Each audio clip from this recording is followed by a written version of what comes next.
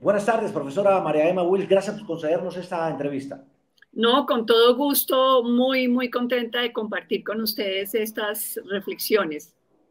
Claro, sobre todo porque quiero que nos ayude a tratar de mirar de este gobierno, por primera vez de izquierda, que Ujú. llega al poder en Colombia, con unos retos y desafíos gigantescos, Ujú. además con unas propuestas desafiantes. ¿Cómo lo analiza 2 años después? Bueno, yo creo que lo primero que hay que decir es que para la democracia colombiana era muy importante que un partido de izquierda llegara al poder. Es decir, más allá de Petro, el hecho de que esté un partido de izquierda en el poder manda un mensaje muy importante de que la izquierda puede gobernar sin recurrir a la lucha armada, como lo está haciendo todavía el ELN, por ejemplo, y por lo tanto que la democracia colombiana maduró y acepta hoy en día opositores de izquierda en el poder. Entonces, primer balance es para la democracia, no digo que para un partido en particular, para la democracia, Petro en el poder es una buena noticia, ¿sí? Ya si vamos a desmenuzar cómo lo ha hecho él como Puede ser gobierno. impopular un poco decirlo, pero es lo que son los hechos, ¿verdad? Sí, digamos, si uno ve digamos, a Colombia en el concierto latinoamericano, pues Colombia estaba rezagada frente a todos De nuestros acuerdo. vecinos en términos de tener un gobierno de izquierda en el poder, ¿sí? Entonces es muy importante reconocer que históricamente este gobierno manda un mensaje muy De fuerte acuerdo. de que es posible cambiar las cosas, de que es posible tener debates muy profundos sobre desigualdad, sobre reformas en este país, sin recurrir a las armas. Es decir, que es Exacto. posible la alternancia política sin recurrir a la violencia. De acuerdo. Además, tal vez puede también entenderse como la llegada al poder de un líder que bien o mal, depende de quien lo quiera analizar, pues llega allí por los errores de los anteriores también, ¿no? Pues llega allí, yo creo que en particular, porque, y hay que reconocerle también a eso a Petro, porque como senador, en su trayectoria política anterior, sobre todo como senador, yo recuperaría su experiencia como senador, fue una persona muy importante para, si se quiere poner en evidencia el paramilitarismo, las alianzas criminales entre parapolítica, paramilitares, digamos, organizaciones armadas paramilitares y empresarios en ciertas regiones del país. Entonces, de nuevo, yo creo que Petro, no me voy a referir a él como guerrillero, pero si ustedes quieren, podemos hablar también de Petro como guerrillero, pero Petro como persona que transita de las armas a la política y luego cumple una serie de papeles en el campo político, en particular en el Congreso, pues quién es de mi generación, quién va a olvidar los debates que él suscitó alrededor del paramilitarismo y las masacres en Montes de María, ¿sí? Es decir, él hizo como opositor un gran trabajo. Entonces yo creo que hay que reconocerle eso. También hay que reconocer, y ahí sí me voy a referir al Petro guerrillero, que Petro transita de las armas a la política y cuando transita de las armas a la política abandona las armas. Es decir, el M-19, a pesar de los muertos que puso después de la firma del acuerdo, en particular Carlos Pizarro, pero hubo muchos más que murieron en esa transición de las armas a la política, a pesar de esa transición tan convulsa, el M-19 se mantuvo en su promesa de abandonar las armas como herramienta de cambio político, ¿sí? Entonces yo creo que comencemos por ahí porque yo creo que eso marca, históricamente marca, sobre Claro. todo, y yo insistiría en eso, porque el país todavía no transita la paz, entonces, digamos, la agenda de paz está todavía pendiente en este país, pero el mensaje de Petro en el poder es un mensaje para aquellos que se dicen representantes de agendas políticas a través de las armas, ¿sí? En particular el ELN, pero bueno, también no sé si Le es entiendo, no, le entiendo el punto perfectamente. Es decir, que pero a él queda completamente hoy, con la llegada de Petro al poder, la posibilidad de insistir en la llegada al mismo a través de las armas. sí, Es decir, lástima que la guerrilla no oiga y exacto. no analice lo que representan esos cambios para este país, Claro, a ¿no? lo mejor esté ligado a otras condiciones económicas que también son combustible de todas esas organizaciones hoy que están al margen de la ley, ¿no? Sí, seguramente también hay intereses económicos, digamos, nadie El va a... narcotráfico, los Sí, cultivos ilícitos, ¿no? sí, Que ya pero han Miguel, desvirtuado la ideología como tal y esa lucha armada que en otra época era convalidada y también por lo menos por algunos sectores apoyada.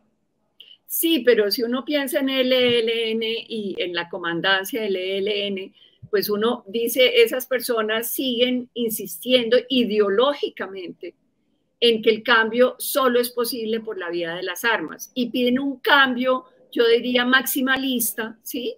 Sin entender los procesos y las transiciones que hemos vivido en este país para ofrecerle a la gente, a la ciudadanía en general, la posibilidad de tramitar sus conflictos por las vías desarmadas. Es decir, si uno piensa en las regiones, lo que está haciendo el ELN es ahogar la esperanza que tienen muchas comunidades de vivir en paz, ¿sí? Y lo que les dice Petro a esas personas que están en armas y que tienen un discurso ideológico es su discurso ideológico no los deja ver la realidad cambiante de este país y sobre todo el hecho de que hay un presidente de izquierda gobernando. Claro. Ahora, se me adelantó un poco a ese tema que quería comenzar a abordar y es el de la paz total. Mm, Ha sido una de las inmensas apuestas justamente de este gobierno de izquierda mm. que llega al poder bajo una democracia con sus vicios y defectos, pero que le permitió llegar al poder, no a través de las armas. ¿Cómo analiza ese deseo y esa política de paz de este gobierno?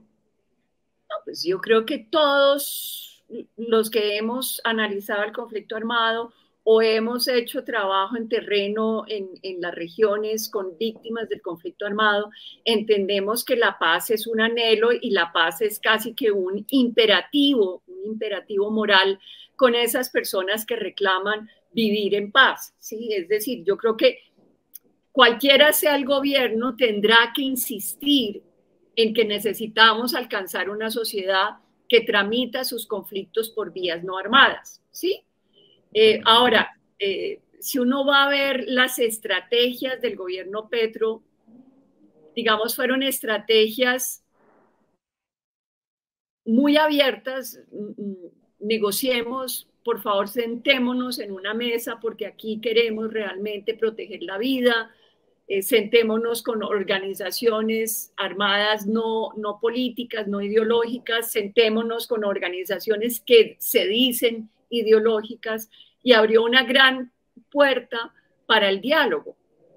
Ahora, si a mí me preguntan, en esa forma de abrir la puerta al diálogo, se refunde de alguna manera, desde mi perspectiva, la noción de que Petro es Estado, no es un actor más del campo político. En este momento, Petro y sus funcionarios y los comisionados de paz, es decir, las comisiones de paz, no son no son ONG, no son sociedad civil, son Estado y de alguna manera se abren a la posibilidad de dialogar con otros, pero desde su papel de Estado. El Estado no es un actor más, es un actor que se reclama soberano y cuando se reclama soberano lo que está diciendo es yo debería tener el monopolio de las armas y en el fondo tengo una superioridad también militar que no me permite derrotarlos en el campo militar a ninguna de estas organizaciones, pero que exige tener siempre en cuenta que el Estado no negocia con pares, con los mismos, negocia desde una posición de poder. Y a mí se me refundía en algunos momentos esa noción de que estos funcionarios, estas comisiones, estaban negociando a nombre de un Estado-nación que se reclama soberano. Entiendo. Después de ver estos 2 años de gobierno de Petro, con la inmensa... Perdón, voy a agregar algo. Sí. En parte porque la negociación empezó como tan abierta, vamos a negociar y el diálogo es capaz de transformarnos a todos, y sí, casi que no había como límites claros de qué se negociaba y qué no, en fin, era muy abierta la negociación. Por eso mismo, por esa apertura que hubo en un primer momento, es que tenemos los enredos que luego siguieron, ¿sí? En un momento, pues no se trataba solo de negociar y de ceses al fuego, sino también de decir, aquí hay límites de lo que como Estado, como gobierno-Estado, yo puedo aceptar, ¿sí? A nombre Sí, de... sí, entiendo bien. De todos los colombianos, porque el Estado tiene que ofrecerle seguridad a todos los colombianos, ¿sí? Y ese es un lío muy importante que me parece, digamos, ese mensaje de que yo tengo que ofrecer seguridad. Y para ofrecer seguridad no soy cualquiera, sino soy Estado. Y tengo límites para lo que estoy dispuesto a negociar a nombre del Estado. Petro no negocia a nombre de Petro. Petro negocia en nombre del Estado-Nación. Entonces, si le entiendo, desde su perspectiva, Petro se ha equivocado en creer que él está negociando Petro con los grupos armados y no el Estado con los grupos armados. Un poco, y que todo se puede a través del diálogo, ¿sí? Que yo puedo negociar, que yo puedo ir creando condiciones a través del diálogo para sentarme en una mesa y con una cierta apertura, ¿no? Una cierta apertura a esa negociación, pero es una apertura que no pone límites, ¿sí? Y el Estado de Derecho, el Estado Ejército, el Estado es un gran regulador. Le entiendo. Y sí, yo no sentía esa regulación, esa dimensión de la regulación estatal en la propuesta que hizo Petro. Pero es que Petro también ha sido en cierta medida bastante desafiante frente a esa misma institucionalidad que representa y crea la figura estatal, ¿no? Al cuestionar bastante a las Fuerzas Armadas, al cuestionar bastante a diferentes órganos estatales y las diferentes ramas del poder, pues él ha sido crítico de ellos y como que hoy no cree o no se las cree representarlo. No, pues yo diría, digamos, Petro tiene una dimensión de jefe de Estado que a veces es muy impresionante, ¿no? Yo me refiero, por ejemplo, al discurso que Petro echa en la Escuela Superior de Guerra explicando la periodización del conflicto armado y explicando cómo en este momento el conflicto armado ha transitado a una nueva fase que ya no es la de los 60s y 70s, donde, digamos, la Guerra Fría, lo ideológico primaba sobre otros aspectos, y claramente dice que estamos entrando en una fase más criminal del conflicto armado, lo dice así claritico, y que esa fase, digamos, más criminal exige nuevas estrategias de parte del Estado colombiano. Entonces, a nivel, digamos, de concepción, yo diría que él la tiene clara. Él la tiene clara porque es un hombre de Estado y tiene historia, tiene pensamiento histórico. Donde a él se le enreda la pita es en la manera en que él debería de traducir esa mirada histórica y de hombre de Estado a gestor de política pública, yo voy a generar indicadores, yo voy a generar directrices muy claras frente a la fuerza pública, directrices que no solo tienen que ver con estamos haciendo un esfuerzo en el diálogo, sino que también entendemos el momento criminal que vive el conflicto armado, las dinámicas del conflicto armado, y somos, por lo tanto, capaces de transformar esa fuerza pública mucha de la cual venía, digamos, de la Guerra Fría, digamos, de una mentalidades de Guerra Fría, a una fuerza pública mucho más capacitada, mucho más entrenada en hacerle frente a las organizaciones criminales internacionales. ¿Sí? Porque es que el conflicto ya no es nacional, ¿no? Es, las organizaciones criminales que tenemos son internacionales. Entonces... Claro, pero fíjese que el mismo presidente ha pedido en escenarios multilaterales, como la ONU, bueno, los organismos internacionales, que se sancione al Estado que él mismo representa por su Bueno, incapacidad de cumplir. sí, sí, pero ahí yo creo que tenemos, digamos, una otra dimensión. Cuando Petro empieza a pedir sanciones al Estado colombiano, lo cual era un poquito, sí, raro, ¿no? Usted como jefe de Estado está pidiendo que sancionen al Estado. En el fondo lo que está expresando es una enorme impaciencia que se puede entender, ahorita explico por qué, porque la institucionalidad colombiana es una institucionalidad entrampada en muchas reglas de juego, normas, procedimientos, en fin, sí, actores. Yo he dicho que el Estado colombiano a veces es un enjambre para cualquiera, izquierda o derecha, es un enjambre que dificulta llevar a cabo políticas públicas de manera eficiente. ¿Por qué las dificulta? Porque hay múltiples actores. Por ejemplo, él está digamos, está muy contrariado con la falta de avances en el punto número 1 del acuerdo de paz, es decir, la reforma para el campo, ¿no es cierto?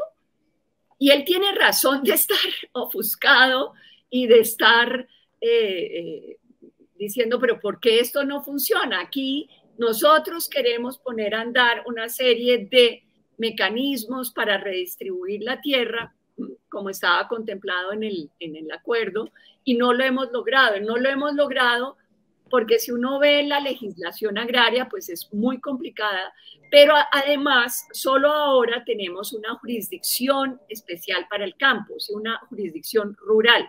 Entonces, cuando Petro dice, me voy a Naciones Unidas a reclamar que el Estado no ha hecho nada para que el acuerdo funcione, en el fondo lo que tenía muy presente es que en el punto 1 el Estado colombiano sigue en deuda con las víctimas del conflicto armado y con los campesinos de este país. Eso es innegable. Ahora, que él diga que entonces va a llevar al Estado colombiano a ser puesto en la picota pública de Naciones Unidas, pues claro que es raro porque él está como jefe de Estado.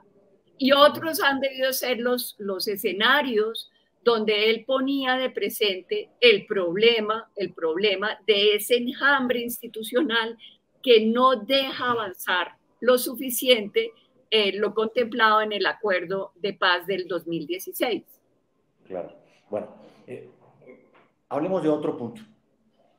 El tema de la promesa de cambio. Este gobierno de izquierda llega con ese inmenso reto y promesa que alentó buena parte de todos los grandes deseos y esperanzas de buena parte del país. Hoy, ¿qué le dicen los resultados?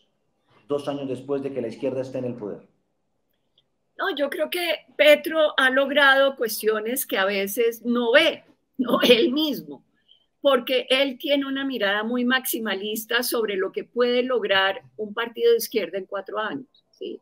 Hay un problema muy serio y es que él quisiera llevar a cabo todo lo que tiene él en la cabeza como proyecto y resulta que en 4 años pues se pueden lograr ciertas cosas, pero otras necesitan varias legislaturas y sobre todo necesitan construcción de mayorías, ¿sí? Y ahí es donde falla Petro, porque Petro, digamos, si uno ve, arranca con un gobierno que trata de incorporar a otras corrientes políticas y generar unas mayorías en el legislativo que las tuvo, ¿no? Y luego, a raíz de unos contratiempos y de que las reformas no eran tal y cual él las quería, él empieza él mismo quiebra esos pactos y esas alianzas que tenía con esas otras fuerzas de izquierda, por exigirle a esas otras fuerzas que pensaran exactamente como él quería, y resulta que en democracia y en este país pues hay distintos partidos, hay distintas miradas, y generar acuerdos es difícil, ¿sí? Entonces miremos qué pasó con la reforma tributaria. La reforma tributaria la logró. Seguramente los efectos de esa reforma tributaria la vamos a ver ahorita en noviembre, diciembre, cuando esté, digamos, todos estos impuestos que se están recolectando en este momento con la nueva reforma. Pero la logró. Pasó una reforma que no era seguramente la reforma perfecta que él tenía en la cabeza, pero que le da más recursos al Estado colombiano, recursos para política pública. Entonces, si vemos, ahí triunfó.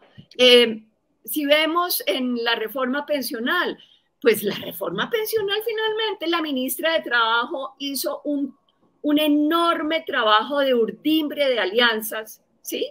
De consensuar una reforma que finalmente fue aprobada. ¿Quién va a decir que eso no es un triunfo del gobierno Petro? Es un triunfo. La reforma a la salud, ¿por qué se hunde la reforma a la salud? Pues porque no había capacidad de consensuar, de transar, de generar mayorías. Era o como yo quiero, con un error, además, eso sí, debo decir que a mí sí me parece un error, y es que Petro asume, y algunos de sus ministros, no todos, algunos de sus ministros asumen que solo una reforma que ponga en cabeza del Estado es todo el andamiaje de la salud, es capaz de realmente proveer garantizar los derechos a la salud de todos los colombianos y las colombianas. Y ahí él, me parece a mí, comete el gravísimo error de pensar que solo el Estado representa lo público, cuando sabemos que políticas públicas pueden, si se quiere, traer lo mejor del sector privado y traer lo mejor del sector público y poner a andar engranajes y andamiajes que realmente provean y garanticen los derechos de la población, los derechos de la ciudadanía colombiana. Es decir, para él, si no es totalmente el Estado, entonces no es público. Y yo digo, ¿pero por qué? ¿No? Hemos visto en otros países, perdón, porque esto sí me acalora, hemos visto en otros países que el hecho de que esté solo en cabeza del Estado, una reforma solo en cabeza del Estado, puede también llevar a lugares muy inhóspitos, porque las burocracias también se pueden convertir como en andamiajes de corrupción. Entonces, claro, asociar estamos en el debate y la discusión de si revivir o no la salud al modelo del Instituto de Seguro Social de otra época. Claro, yo no estoy defendiendo la salud tal cual la tenemos hoy en día, pero yo digo que es lo mismo que la reforma a la educación, ¿no es cierto? Solo la educación pública es educación para toda la ciudadanía y todos los ciudadanos de este país, o podemos pensar que el sistema educativo puede ser un sistema mixto de educación privada, de educación pública, donde no necesariamente se vea como esa mixtura como una traición a el proyecto político de izquierda. Y yo creo que es en las combinaciones, en las alianzas de lo mejor del sector público y lo mejor del sector privado, que seguramente cierto tipo de reformas prosperan. De acuerdo, de acuerdo. ¿Y qué análisis le merece el que este gobierno y el mismo presidente Petro, que tanto luchó y denunció la corrupción, hoy esté pues envuelto en los escándalos de gobiernos anteriores? Pues ahí, ¿cómo lo diría yo de manera más? Ahí lo que uno ve en lo que le está ocurriendo a los funcionarios de este gobierno es que finalmente la corrupción es una cultura. ¿no? Es una práctica que desarrollan todos los partidos. Es terrible decirlo así, pero es ofensivo, pero así es. Sí, es una práctica que han desarrollado todos los partidos políticos. Obviamente, yo como ciudadana esperaba que hubiese unas prácticas distintas de ejercicio del poder y de uso de los recursos públicos en manos de la izquierda. Pero lo que quiero decir es que cambiar esa cultura no es de la noche a la mañana, no es como prendo y apago el switch, ¿no? Así han aprendido las personas que están en el mundo político a ejercer el poder. Terrible decirlo, pero así es. Y cambiar esa corrupción por un funcionamiento público que no se deje arrastrar en esa corrupción va a tomar procesos de veeduría, de contraloría, de agencia ciudadana también, para que eso no se siga repitiendo. Entonces, sí, Petro, fatal lo que ha venido ocurriendo con la corrupción, pero es lo que nos muestra es que el sistema político colombiano está entrampado, se reproduce a través de la corrupción. Claro, pero ¿usted cree que el presidente Petro dio la orden de corromper y comprar votos en el Congreso o no cree eso? ¿Cree que es más una cuestión del sistema y de subalternos y prácticas políticas que están enclavadas ahí? Yo creo que finalmente hay muchas formas de no ver, de no ver lo que está ocurriendo, ¿sí? Al mismo tiempo que lo ve. Yo no sé si Petro dio la orden, eso no tengo ni idea, para eso está la fiscalía, ¿no? La fiscalía tiene que tener, digamos, tiene que hacer su trabajo. Por eso digo que romperle el cuello a la corrupción tiene que ver con el fortalecimiento de la fiscalía, de las contralorías, con el fin de no permitir que este tipo de corrupciones, de engranajes de corrupción se sigan dando. Si Petro sabía o no, no lo sé. No lo sé, no me muevo en los círculos de poder, no tengo como esa posibilidad de ver hacia adentro de cómo fue la cuestión.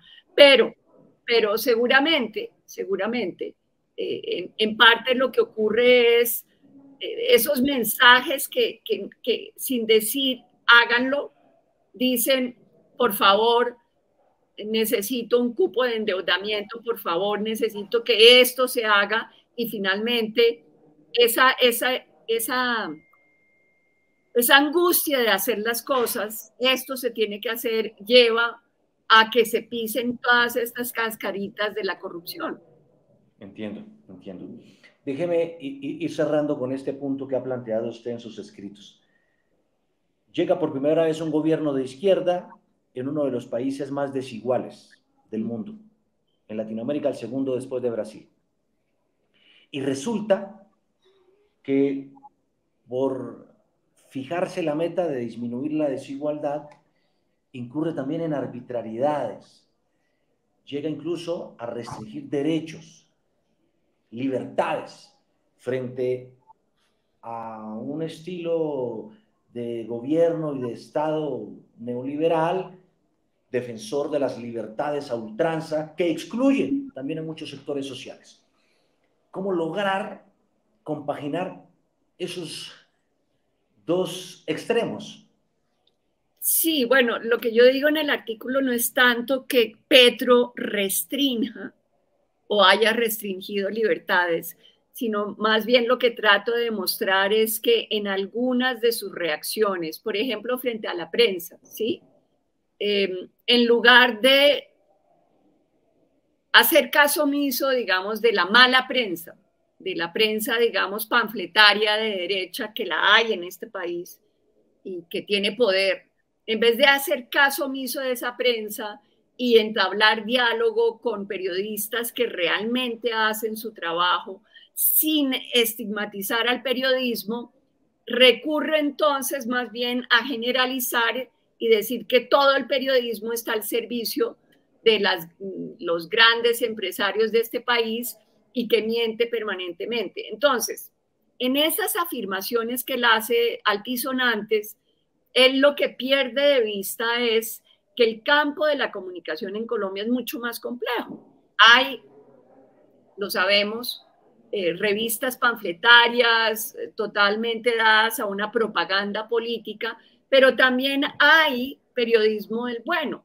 Entonces, él tiene otras opciones, en vez de polarizar y decir es que aquí hay muy mal periodismo y solo tenemos periodismo, digamos, arrodillado frente a los grandes intereses del capital, él tendría otras opciones y tendría la posibilidad de dialogar con los periodistas que están haciendo bien su trabajo, pero él termina enfrascado en unos debates y en unas ofensas, que también eso es muy grave de parte de un presidente, donde básicamente uno siente que tiene la cauchera y le está apuntando a un periodista porque el periodista lo ha criticado. Entonces, ahí es donde yo digo, pierde la serenidad, no sé cómo decirlo. Él es el representante de toda una nación, él es el jefe del Estado y como jefe de Estado, él tiene que dar ejemplo. ¿Ejemplo de qué? De que es capaz de debatir sin ofender, de que es capaz de entablar diálogos y responder al periodismo, digamos, serio de este país sin exaltarse y de alguna manera puede enviar el mensaje de que en este país, además de esas revistas panfletarias y periodistas panfletarios, tenemos otro tipo de periodismo. Además, si vemos un poquito, pues a mí sí me ofende que con fondos públicos de todos los ciudadanos, Presidencia esté financiando un periódico que es un periódico de un partido. Eso sí me parece, es como de qué estamos hablando. El Estado tiene que financiar lo público, la comunicación pública. Si Petro quería fortalecer, digamos, el buen periodismo, el periodismo de las regiones, ha podido lanzar una cantidad de convocatorias, becas, fondos para fortalecer ese periodismo independiente, porque uno no puede desde el poder generar un periódico de partido y decir que es un periódico público. Es un periódico de partido, pero no es un periódico público, ¿sí? Lo mismo pasa un poquito con RTBC, respetando a Holman Morris por la trayectoria de la cual él viene, etcétera, etcétera. Finalmente, ¿qué hace Holman cuando está en RTBC? Transforma el canal y en particular los noticieros, los informativos de RTBC en un canal de propaganda del gobierno de turno y eso está muy mal. Ahí de nuevo vemos una confusión entre lo público estatal y lo público. Es decir, perdón, suena muy raro eso, entre lo estatal y lo público. ¿Mm? Pero eso es casi como que tratando de interpretarla en sus posturas, es que la izquierda, por defender ese derecho a la igualdad, por procurar que haya otra información diferente a la que representan los medios empresariales, pues le dé voz a los otros y en eso incurre en el totalitarismo o extremismo de sus posturas y termina violando libertades y atentando contra otros derechos, ¿no? Termina, si se quiere, polarizando, es decir, termina generando miradas muy binarias en blanco, negro, bueno, malo, ¿sí? Pro Petro, anti Petro, cuando sabemos que la vida es mucho más compleja y que digamos, entre la comunicación panfletaria, propagandística y el pluralismo comunicativo, hay una cantidad de matices que hacen posible, de nuevo lo reivindico, que en Colombia sepamos que hay un periodismo independiente. Entonces, sí, digamos, cuando él, digamos, el periódico que se funda a partir de la presidencia que se llama Vida, ¿no? Vida. Y uno dice, pero es que me río nerviosa, perdón. El periodismo no está para hacer una caja de resonancia del gobierno de turno. El espíritu del periodismo, del buen periodismo, es poder hacer veeduría y contar crónicas y historias de país que no solo responden a los intereses de un partido, ¿sí? Responden a una ciudadanía que quiere estar informada, pero no a un partido en particular. Entonces, ahí Petro se equivoca, ¿no? Ahí no sabe él reconocer la pluralidad. Digamos, yo no diría que él atenta necesariamente, ni ha atentado contra la separación de poderes, en fin, pero sí atenta contra la pluralidad, contra el esfuerzo de una democracia de decir hay distintos puntos de vista y esos distintos puntos de vista los tenemos que escuchar para saber qué está pasando en este país. No solo los centristas pueden decirnos la verdad, ¿no? La verdad de este país, sino que necesitamos distintos periodistas que nos digan qué está pasando en las regiones y periodistas críticos. Entiendo.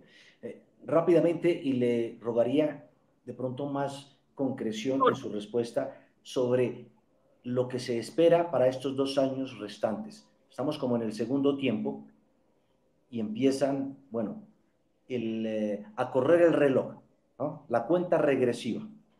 No, pues yo aspiraría a que Petro regrese a lo mejor, al Petro número 1, al Petro que llegó con el respaldo de distintas corrientes políticas, al Petro que invitó a académicos, intelectuales, para sacar adelante, por ejemplo, la reforma tributaria. Es decir, el Petro que es capaz de armar mayorías para sacar adelante reformas de consenso. Es decir, yo creo que lo que le falta al presidente es entender que la política no es solo o mi amigo o mi enemigo, ¿no?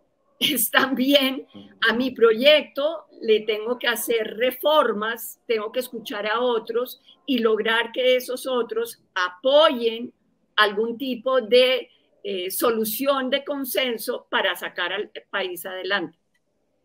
Lo entiendo. Pues, profesora María Emma Wil, muchísimas gracias por este tiempo, por, bueno, darnos una visión bastante aplomada, aterrizada y muy equilibrada frente a lo que ha sido este gobierno de izquierda en el poder colombiano por primera vez. Mil gracias. No, con mucho gusto y bueno, feliz tarde a todos.